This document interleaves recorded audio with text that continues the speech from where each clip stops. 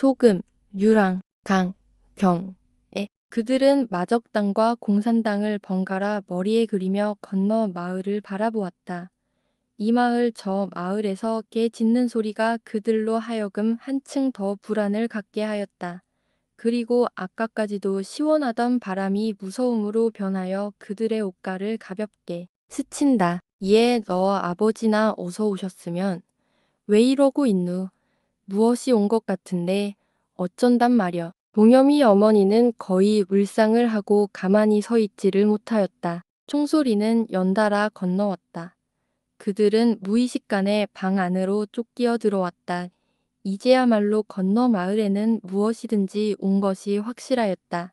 그리고 몇몇의 사람까지도 총에 맞아 죽었으리라 하였다. 이렇게 생각하고 나니 봉여미 어머니는 속에서 불길이 화끈화끈 올라와서 견딜 수가 없었다. 그러면서도 감히 방문 밖에까지 나오지는 못하였다. 무엇들이 이리로 달려오는 것만 같았던 것이다. 어쩌누? 어쩌누? 봉식이라도 어서 우지 않고. 그는 벌벌 떨면서 이렇게 중얼거렸다. 암만 해도 남편이 무사할 것 같지 않았던 것이다. 더구나 팡둥과 같이 남편이 앉았다가 아까 그 총소리에 무슨 일을 만났을 것만 같았다. 이에 너 아버지가 팡둥과 함께 앉았디? 보았니? 그는 목에 침이라고는 하나도 없고 가슴이 답답해왔다. 봉여미도 풀풀 떨면서 말은 못하고 눈으로 어머니에게 대답을 하였다. 그때 멀리서 신발 소리 같은 것이 들려오므로 그들은 부엌 구석의 토굴로 뛰어 들어가서 감자 마대 뒤에 꼭 붙어 앉았다. 무엇이 자기들을 죽이려고 이리 오는 것만 같았다. 한참 후에 어머니 라고 부르는 봉식의 음성에 그들은 겨우 정신을 차리고 마주 아우성을 치고도 얼른 밖으로 나오지를 못하였다. 그들은 밖에까지 나왔을 때 또다시 우뚝 섰다. 그것은 봉식이가 전신에 피투성리를 했으며 그 옆에 금방 내려놓은 듯한 아버지의 목에서는 선혈이 샘처럼 흘렀다. 그의 어머니는 소리를 지르고 그 자리에 팔싹 주저앉았다. 그 다음 순간부터 그는 바보가 되어 멍하니 바라만 볼 뿐이었다. 봉식이는 어머니를 보며 안타까운 듯이 어머니는 왜 그러고만 있어요. 어서 이리 와요. 동여미가 곧 어머니의 발을 붙들었으나 그는 일어나다가 도로 주저앉으며 너 아버진 더 아버지 하고 중얼거릴 뿐이었다. 그 밤이 거의 새어올 때야 봉여미 어머니는 겨우 정신을 차리고 목을 내어 어이어이 하고 울었다. 넌 어찌 아버지를 만났니? 그때는 살았더냐? 무슨 말을 하시디? 봉식이는 입이 쓴 듯이 입맛만 쩍쩍 다시다가 살게 뭐유. 대답을 기다리는 어머니의 모양인 안처하여 이렇게 소리치고 나서 한숨을 후 쉬었다. 그리고 항상 아버지가 팡둥과 자엑스단원들에게 고맙게 구는 것이 어쩐지 위태위태한 겁을 먹었더니만 결국은 저렇게 되고야 말았구나 하였다. 아버지 생전에 이 문제를 가지고 부자가 서로 언젠까지도 한 일이 있었으나 끝끝내 아버지는 자기의 뜻을 세웠다. 그보다 그의 입장이 그로 하여금 그렇게 하지 않고는 견디지 못하게 하였던 것이다. 아버지 생전에는 봉식이도 아버지를 그르자고 100번 생각했지만 막상 아버지가 총에 맞아 넘어진 것을 용의 아버지에게 듣고 현장에 달려가서 보았을 때는 어쩐지 너무들 한다. 하는 분노와 함께 누가 그르고 옳은 것을 분간할 수 없이 머리가 아뜩해지곤 하였다. 이튿날 아버지의 장례를 지낸 봉식이는 바람이나 쏘이고 오겠노라고 하고 돌아오기를 손꼽아 기다리나 그 몸이 다 지나도 돌아오기는 고사하고 소식조차 끊어지고 말았다. 그래서 그들은 기다리다 못해서 봉식이를 찾아 떠났다. 월요를 두고 이리저리 찾아다니나 그들은 봉식이를 만나지 못하였다. 마침내 그들은 용정까지 왔다.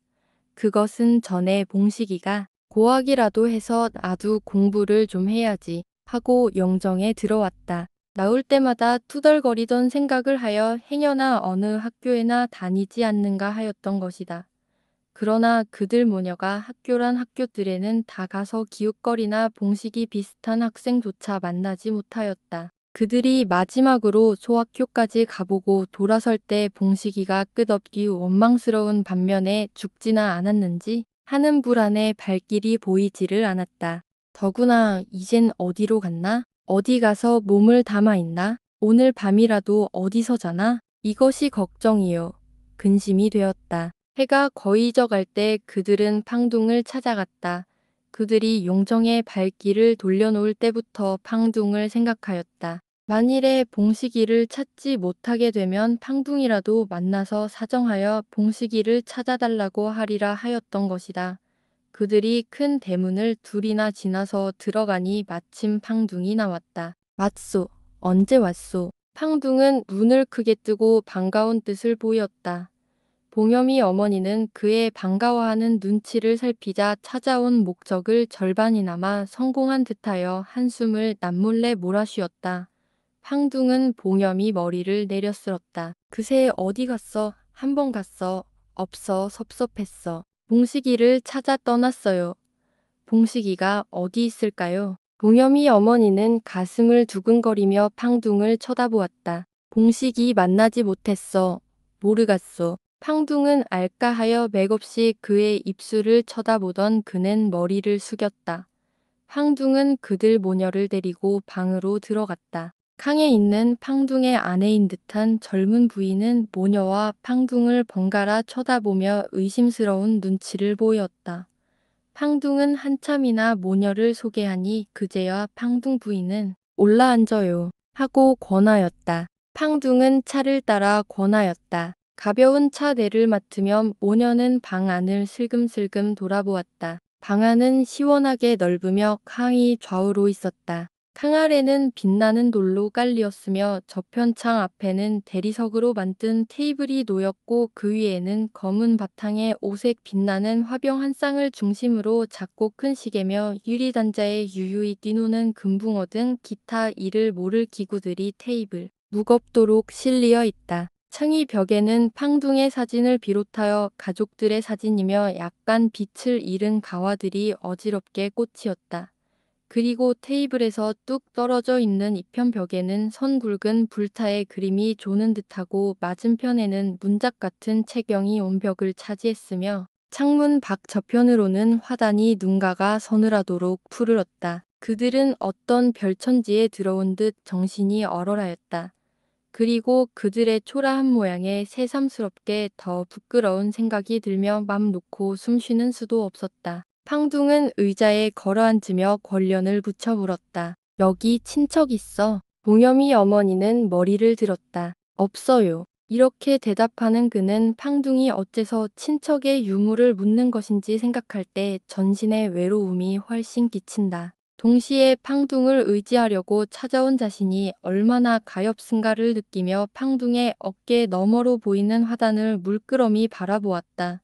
실록에 무르익은 저 화단. 그는 얼핏 밭에 조 싹도 이젠 퍽이나 자랐겠구나. 김매가 바쁠 테지 내가 웬일이야 김도 안 매고. 가을에는 뭘 먹고 사나 하는 걱정이 불쑥 일었다.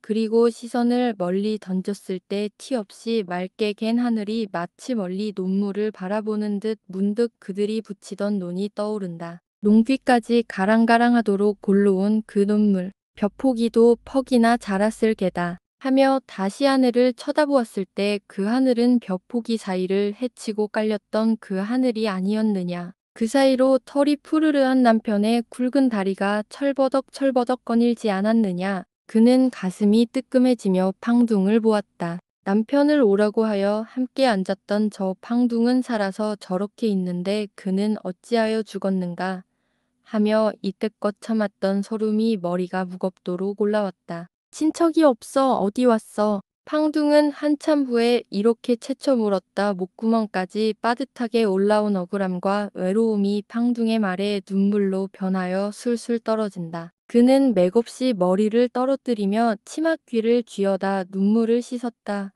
곁에 앉은 봉여미도 어머니를 보잔 눈물이 글썽글썽해졌다. 모녀를 바라보는 팡둥은 난처하였다. 지금 저들이 눈치를 보니 자기에게 무엇을 원하러 왔거나 그렇지 않으면 자기 집을 바라고 온 것임을 시간이 지날수록 깨달았다. 그는 불쾌하였다. 저들은 오늘로라도 보내려면 돈이라도 몇 푼 집어줘야 할 것을 느끼며 당분간 집에서 일어나 시키며 두어도 볼까 하는 생각이 어렴풋이 들었다. 팡둥은 약간 웃음을 띄었다. 친척 없어. 우리 집 있어. 봉식이가 찾아왔어. 갔어. 응. 팡둥의 입에서 떨어지는 아들의 이름을 들으니 그는 원망스러움과 그리움 외로움이 한데 뭉치어 견딜 수가 없었다. 그리고 팡둥의 말과 같이 봉식이가 언제든지 나를 찾아오려나. 그렇지 않으면 제 아버지와 기치 어디서 어떤 놈에게 죽음을 당해서 다시는 찾지 않으려나 하는 의문이 들며 흑흑 느껴 울었다. 그 후부터 모녀는 팡둥 집에서 일이나 해주고 그날그날을 살아갔다. 팡둥은 날이 갈수록 그들에게 친절하게 굴었다. 그리고 어떤 때는 밤이 오래도록 그들이 있는 방에 나와서 이런 이야기 저런 이야기를 하여 주며 때로는 옷감이나 먹을 것 같은 것도 사다 주었다. 그때마다 봉염이 어머니는 감격하여 밤 오래도록 잠들지 못하곤 하였다. 팡둥의 아내가 친정집에 다니러 간 그 이튿날 밤이다. 그는 팡둥의 아내가 말라놓고 간 팡둥의 속옷을 재봉침하였다. 팡둥의 아내가 언제 오른지는 모르나 어쨌든 그가 오기 전에 말라놓는 일을 다 해야 그가 돌아와서 만족해 할 것이다. 그러므로 그는 밤 잠을 못 자고 미싱을 돌렸다. 그는 이 집에 와서야 미싱을 배웠기 때문에 아직도 서툴렀다. 그래서 그는 바늘이 부서질세라 기계에 고장이 생길세라 여간 조심이 되지를 않았다. 저편 팡둥 방에서 피리 소리가 처량하게 들려왔다.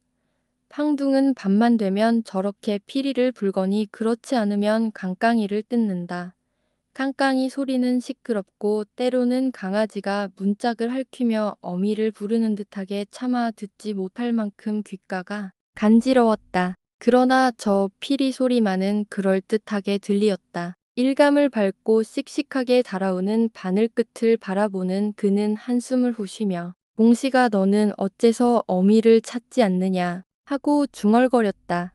그는 언제나 봉식이를 생각하였다. 낯선 사람이 이 집에 오는 것을 보면 행여 봉식의 소식을 전하려나 하여 그 사람이 돌아갈 때까지 주의를 게을리하지 아니했다. 그러나 이렇게 기다리는 보람도 없이 그날도 그날같이 봉식의 소식은 막막하였다.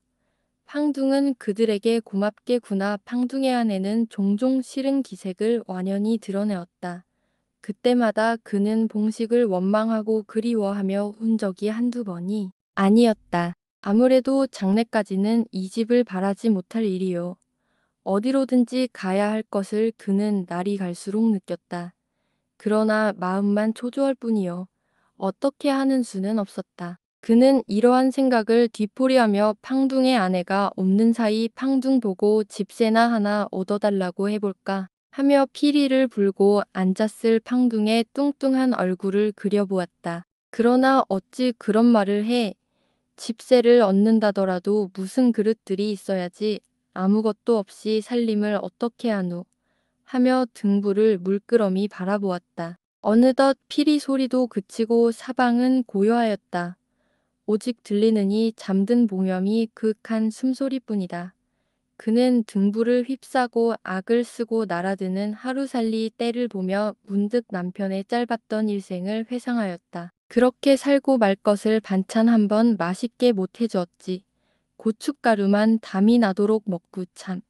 여기는 왜 소금값이 그리 비쌀까? 그래도 이 집은 소금은 흔하게 쓰두먼. 그게야 돈 많으니 자꾸 사오니까 그렇겠지. 돈만 있으면 뭐든지 다 할 수가 있구나. 그 비싼 소금도 맘대로 살 수가 있는 돈. 그 돈을 어째서 우리는 모으지 못했는가 하였다. 그때 신발 소리가 자박자박 나더니 문이 덜거덕 열린다. 그는 놀라 휘끈 돌아보았다. 검은 바지에 흰 적삼을 입은 팡둥이 빙그레 웃으며 들어온다. 그는 얼른 일어나며 일감을 한 손에 들었다. 앉아서 일만 했어. 팡둥의 시선은 그의 얼굴로부터 일감으로 옮긴다. 그는 등불 곁으로 다가앉으며 팡둥 보고 이 말을 할까 말까 집세 하나 얻어주시오. 하고 금방 입술 사이로 흘러나오려는 것을 참으며 팡둥의 기색을 흘금 살피었다. 누구 옷이야? 내 해야. 팡둥은 일감 한 끝을 쥐어보다가 내 해야 배고프지 않아? 우리 방에 나가 차물도 먹고 과자도 먹고. 응, 나갔어. 일감을 잡아당긴다. 그는 전 같으면 얼른 팡둥의 뒤를 따라 나갈 터이나 팡둥의 아내가 없는 것만큼 주저가 되었다. 배고프지 않아요. 이렇게 말하는 그는 웬일인지 눈썹 끝에 부끄럼이 사르르 지나친다. 팡둥은 일감을 휙 빼앗았다. 가, 응, 자어서 어서. 그는 일감을 바라보며 어째야 좋을지 몰랐다. 그리고 이 기회를 타서 집세를 얻어달라고 할까 말까 할까. 안 가. 팡둥은 일어서며 아까와는 달리 언성을 높인다. 그는 가슴이 선득해서 얼른 일어났다. 그러나 비쭉비쭉 나가는 팡둥의 살찐 뒷덜미를 보았을 때 싫은 생각이 부쩍 들었다. 그리고 발길이 떨어지지를 않았다. 문 밖을 나가던 팡둥은 휘끈 돌아보았다. 그 얼굴은 무어라고 형용할 수 없는 무서움을 띠었다. 그는 맥없이 캉을 내려섰다. 그리고 잠든 봉여미를 바라보았을 때 소리쳐 울고 싶도록 가슴이 답답하였다.